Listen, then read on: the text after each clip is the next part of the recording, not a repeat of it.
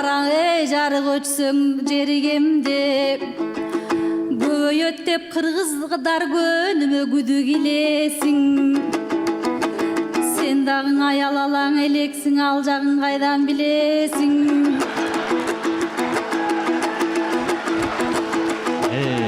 Кара кишинин кызарганы кызык экен.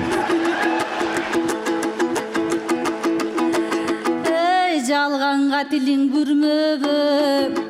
жалганды чындай сүйлөбү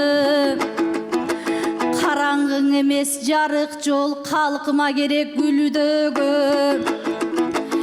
эмне үйүңө жагып тезектиң үйгүң барбы гүлдөбү